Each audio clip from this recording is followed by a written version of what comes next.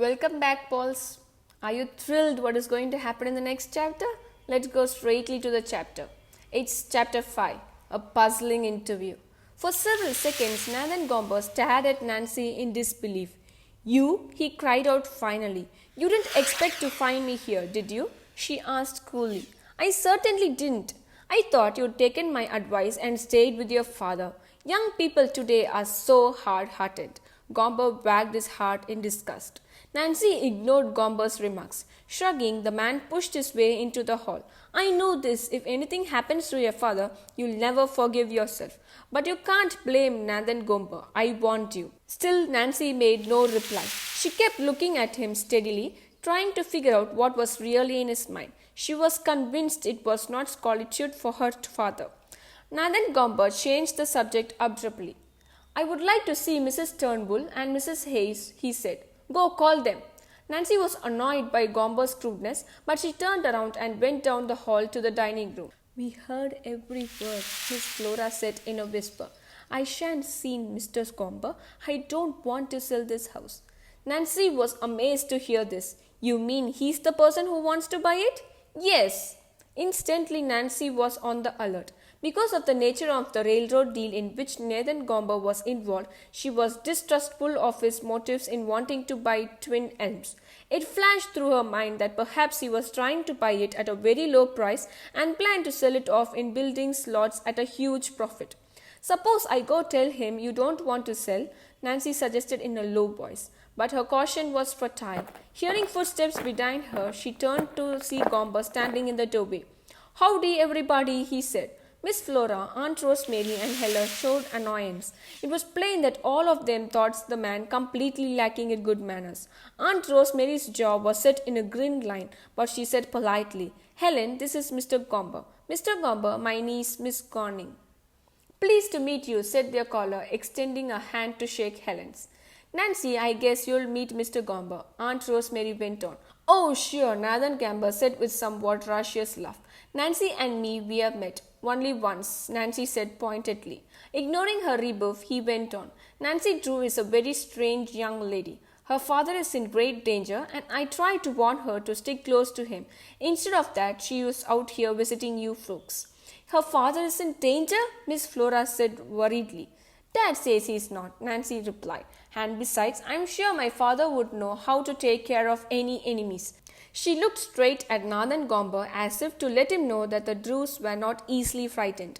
Well, the caller said, let's get down to business. He pulled an envelope full of papers from his pocket. Everything is here, all ready for you to sign, Mrs. Turnbull. I don't wish to sell at last a low figure, Miss Flora told him firmly. In fact, I don't know that I want to sell at all. Nathan Gomber tossed his head. You'll sell all right, he persisted. I'll be talking to some of the folks downtown. Everybody knows that this whole place is haunted and nobody would like to give you 5 cents for it. That is, nobody but me. As he waited for his words to sink in, Nancy spoke up. If the house is haunted, why do you want it? Well, Gomber answered, I guess I am a gambler at heart. I'd be willing to put some money into this place, even if there is a ghost parading around. He laughed loudly, then went on. I declare it might be a real pleasure to meet a ghost and get the better of it. Nancy thought with disgust. Nathan Gomber, you are about the most conceived, obnoxious person I have met in a long time. Suddenly, the expression of cunning on the man's face changed completely. An almost wistful look came into his eyes. He sat down on one of the dining room chairs and rested his chin in his hands. I guess you think I'm just a hard-headed businessman with no feelings, he said. The truth is, I'm a real softy. I'll tell you why I want this whole house so bad. I've always dreamed of owning a colonial mansion and having a kinship with early America. You see, my family was very poor folks in Europe. Now that I have made a little money, I would like to have a home like this to roam around in and enjoy its traditions. Miss Flora seemed to be touched by Gomber's story. I have no idea you wanted the place so much, she said kindly. Maybe I ought to give it up. I'm really too big for us. As Aunt Rosemary saw her mother weakening, she said quickly, You don't have to sell this house, Mother.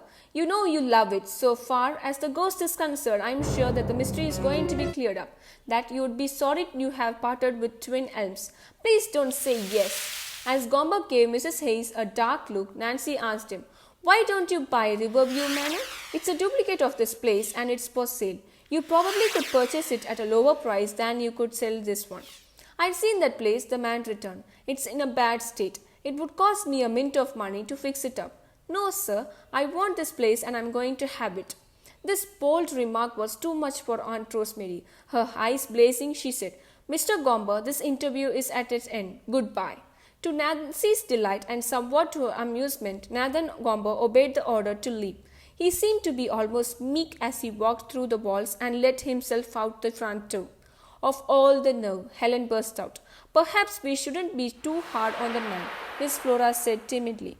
"His story is a pathetic one, and I can see how he might want to pretend he had an old American family background. I would like to be a bet a cookie Mr. Gombers didn't mean one word of what he was saying," Helen remarked. "Oh dear, I'm so confused," said Miss Flora, her voice trembling. "Let's all sit down in the parlor and talk about it a little more." The two girls stepped back at Miss Flora, then Aunt Rosemary left the dining room. They followed to the parlor and sat down together on the recessed couch by the fireplace. Nancy, on a sudden hunch, ran to a front window to see which direction Gomber has taken. To her surprise, he was walking down the winding driveway. "That's strange. Evidently he didn't drive," Nancy told herself. "It's a quiet walk into a town to get a train or a bus to River Heights." As Nancy mulled over this idea, trying to figure out the answer, she became conscious of creaking sounds. Helen suddenly gave a shriek. Nancy turned quickly. "Look!" Helen cried, pointing towards the ceiling, and everyone stared upward. The crystal chandelier suddenly settled away from side to side. "The ghost again!" Miss Flora cried out. She looked as if she was about to faint. Nancy's eye quickly swept the room. Nothing else in it was moving, so vibration was causing the chandelier to sway. As it swung back and forth, a sudden thought came to young Slith. Maybe someone in Miss Flora's room above was causing the shaking. "I'm going upstairs to investigate," Nancy told the others. Raising noiselessly on tiptoe out of the room and through the hall, she began climbing the stairs, hugging the walls so the steps would not creak. As she neared the top, Nancy was sure she heard a door close. Hurrying along the hall, she burst into Miss Flora's bedroom. No one was in sight. "Maybe this time the ghost couldn't get away and it's in that wardrobe," Nancy thought. Helen and her relatives came up the stairs behind Nancy. They reached the bedroom just as she flung open the wardrobe doors, but for the second time she found no one hiding there. Nancy bit her lip in vexation. The ghost was clever indeed. Where had he gone? She had given him no time to go down the hall or run into another room. Yet there was no denying the fact that he had been in Miss Flora's room. "Tell us why you came up," Helen begged her. Nancy told a story, but suddenly she realized that maybe she was letting her imagination run wild. It was possible, she admitted to the others, that no one has caused the chandelier to shake. "There's only one way to find out," she said. "I'll make a test." Nancy asked Helen to go back to the first floor and watch the chandelier. She would try to make its way by rocking from side to side on the floor above it. "If this works, then I'm sure we'll pick up a clue to the ghost," she said hopefully. Helen readily agreed and left the room. When Nancy thought her friend had time to reach the parlor below, she began to rock hard from side to side on the spot above the chandelier. She had barely started the test when from the first floor Helen Conning gave a piercing scream. Oh my God, what is going to happen to Helen? Stay tuned for the next chapter. Have a happy day.